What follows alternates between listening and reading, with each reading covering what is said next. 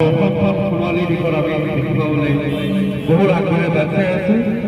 বহুত উন্নত হৈছে দেখিছোঁ, জানিছোঁ, বুজিছোঁ, কিন্তু এতিয়াও কিছু লোক এতিয়া বানাঘাটত আক্ৰান্ত হৈছে। সেই আক্ৰান্ত লোকৰ কাৰণে আমি আগবাঢ়ি আহিছোঁ।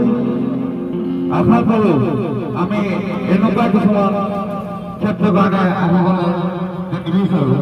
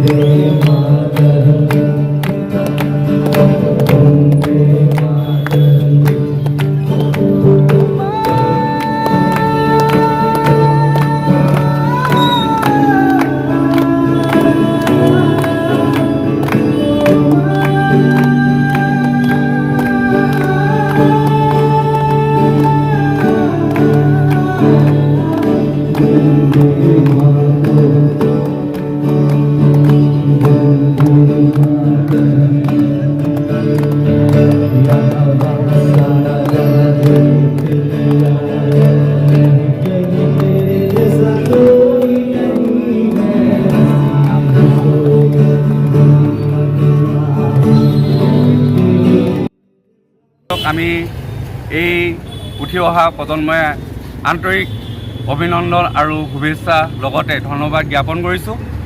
কাৰণ আজি অসমত যিটো চলি আছে সকলোৱে দেখিছে, সকলো নিউজত দেখিছে, সকলো মুখামুখিকৈ হয়তো শুনিছে, জ্ঞাত হৈছে।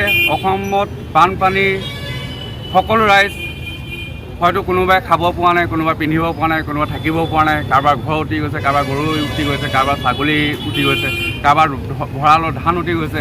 কিন্তু তেওঁলোকক সহায় হাত আগবঢ়াবলৈ সকলো নেতা আহিছে যদিও আমি এই উঠি অহা প্ৰজন্ম, আমি শিল্পী বুলি নকওঁ, কিন্তু আমি উঠি আহিছোঁ, কেনেকৈ শিকিছোঁ, কেনেকৈ জানিছোঁ আমি নিজে জানো।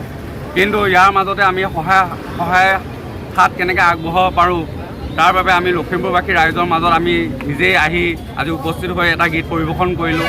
হয়তো তাৰ মাজত কিবা কিবি ভুল ভ্ৰান্তিও হ'ব পাৰে, কিন্তু আশা কৰোঁ এই সংগীত বা নৃত্য অনুষ্ঠান কিছুমান কৰি আমি বানাকাণ্ডৰ হাত আগবঢ়াই থাকিলে নহ'ব। কাৰণ চৰকাৰৰ ওচৰত চাগে ইমানখিনিও নথি পত্ৰ থাকে বা আগজননী থাকে যে বানাকাণ্ড অহাৰ সময়ত গেটখন খোলাৰ সময়ত চাগে যোগাযোগ কৰে এডমিনিষ্ট্ৰেটৰৰ ওচৰত, ডিচিৰ ওচৰত, পুলিচ প্ৰশাসনৰ ওচৰত, বা মুখ্যমন্ত্ৰীয়ে হওক, MLA হওক বা মন্ত্ৰীয়ে হওক, কেবিনেট মন্ত্ৰীয়ে হওক, তেওঁলোকেও চাগে জ্ঞাত।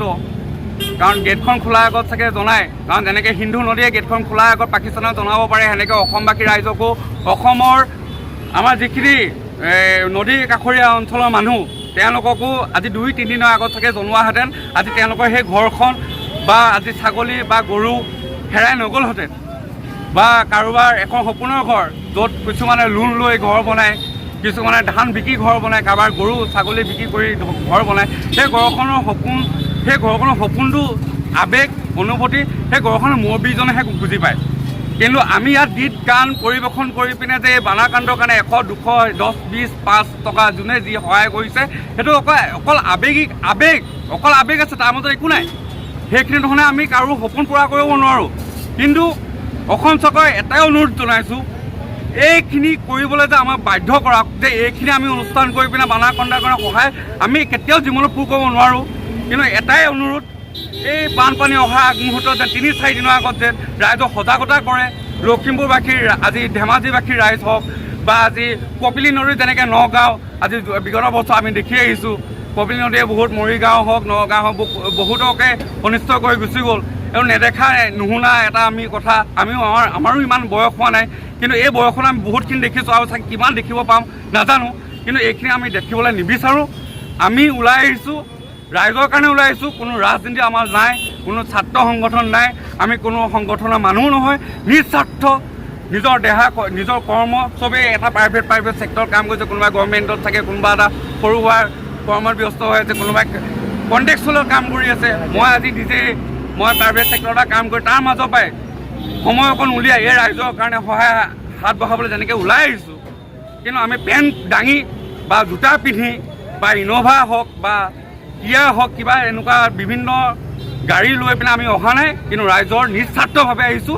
এই নিস্বাৰ্থভাৱে আমি কাম কৰিম। কিন্তু অনাগত দিনত বিগত অহা বছৰ যিটো 2026 চন আহি আছে, সেই 26 চনত যেন আমি এনেকুৱা এটা পৰিস্থিতি আমি ক্ৰিয়েট কৰি আমি গানৰ পৰিৱেশন কৰি আমি যেন চান্দান তোলোঁ। সেইটো আমাৰ আমাৰ ফালৰ পৰা ৰাইজৰ ওচৰত আৰু প্ৰশাসনৰ ওচৰত আৰু আমাৰ মুখ্যমন্ত্ৰী ডাঙৰীয়াক এটা অনুৰোধ জনাইছোঁ, এনেকুৱা পৰিস্থিতি যেন নানক, অসমবাসীয়ে যেন নেদেখক, তাৰে আমি একমাত্ৰ কামনা কৰিছোঁ। ধন্যবাদ।